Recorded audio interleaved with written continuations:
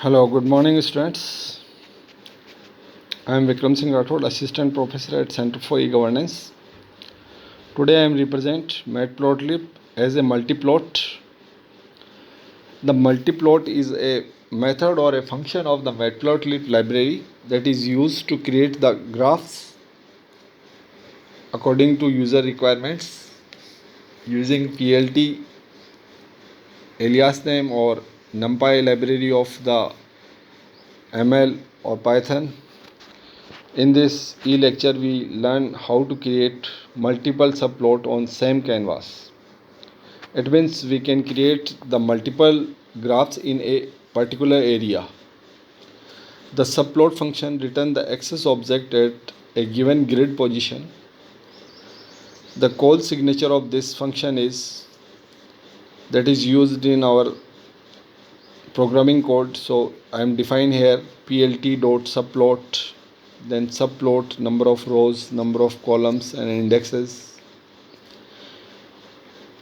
In the current figure that is defined in our next slide, the function create and return an access object at position index of a grid of number of rows by number of columns access. Indexes go from 1 to number of rows into number of columns, incrementing in row measure order. If number of rows, number of columns and index are all less than 10, the index can also be given as a single concatenated 3-digit number. For example, subplot, I am putting the values 2, 3, 3, such as number of rows, number of columns and indexes, and subplot 2, 3, 3, both create a access at the top right corner of the current figure that is seen in our next slide. You can notice that occupying half of the figure height and third of the figure width. Creating a subplot will delete any pre-existing subplot that overlap it beyond sharing a boundary. For example, I am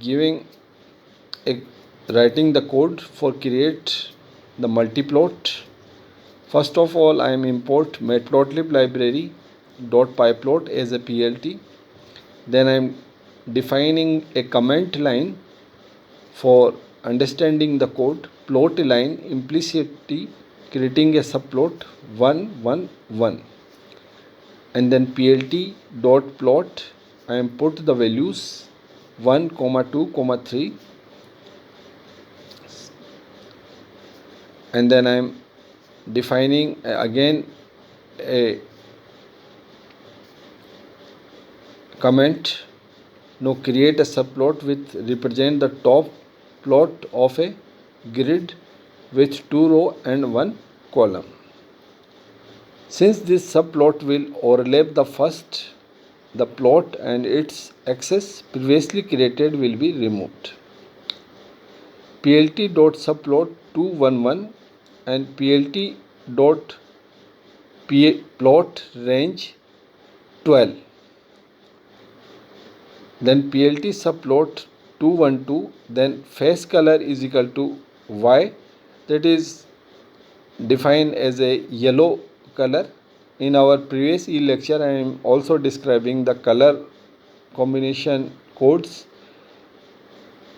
It creates 2D second subplot with yellow background, and then I am defining plt.plot range 12.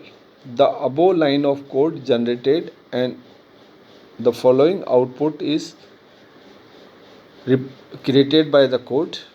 You can see in our next slide. You can notice that the two graph is defined here. One as a simple white background graph and second is a yellow background graph as per our defining the values put in the code.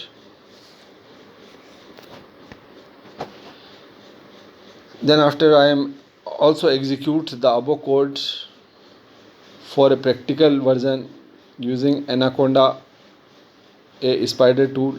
Write the above code and create the graph. You can easily see the graphs that is created by writing the code in Anaconda using spider tool.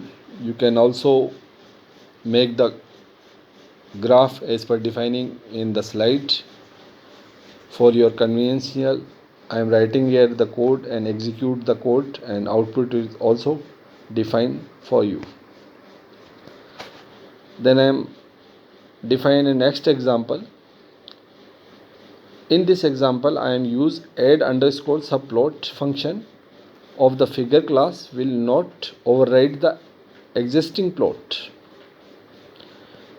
So that first of all I am import matplotlib.pyplot as a plt, then create a variable fig is equal to fig.figure method is called, and then ax1 is equal to fig dot, and then call the method add underscore subplot and defining its arguments 111, and then ax plot, then defining the values in a list type array type value 1 comma 2 comma 3, and then ax2 is equal to fig dot add underscore subplot 2 to 1, and then face color is equal to y, and then ax2 plot 1 comma 2 comma 3. When the above line of code is executed, it is generated the following output. So you can see that a broad area of the grid is not used to defining, and certain area is used to define a graph. That is I am defining in our previous code. So you can notice that the total grid is not occupied by a graph, and a limited area is used to defining our graph. And the code behind is it I am also execute in Anaconda using spider tool and writing the code and execute the code. And as per our previous slide, you can see that the after execution of the code the graph is generated. You can notice that, and you can also write the code for executing the program. You can add and insert float in the same figure by adding another access object in the same figure canvas. So I am defining another example, such as I am previously defining as a first of all I am creating matplotlib, and then I import matplotlib and numpy, and then I import math. Here I am call math for because I am use npy as a pi variable, and that pi is the calling from the math library. So I am call here import math, and x is equal to np dot arrange, that is defining the values. Those are start, stop and step as per arrange value, and then figure for fig is equal to plt dot figure method, then access is equal to fig dot add access and defining the values.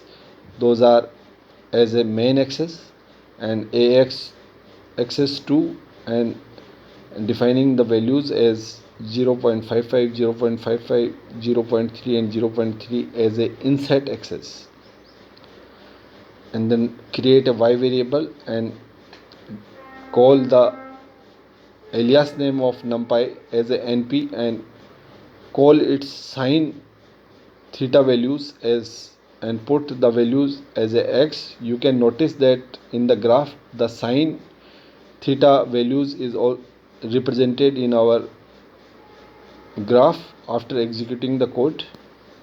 Then ax access1 dot plot xy comma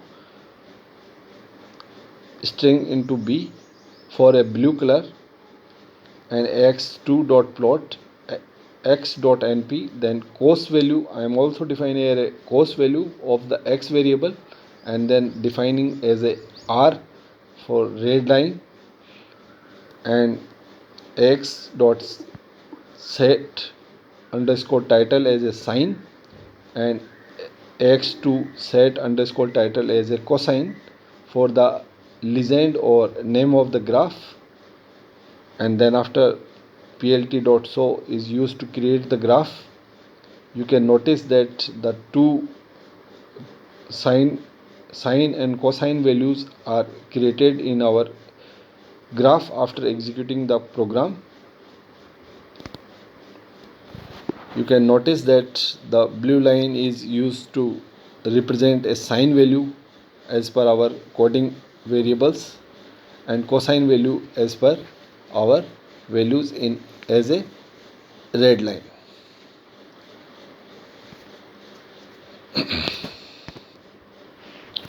I am also writing the above code in Anaconda environment using spider tool.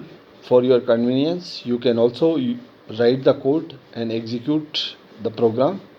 The output is shown in the slide as per I am defining in the code that is in our previous slide. You can write the code and execute it. Thanks, students.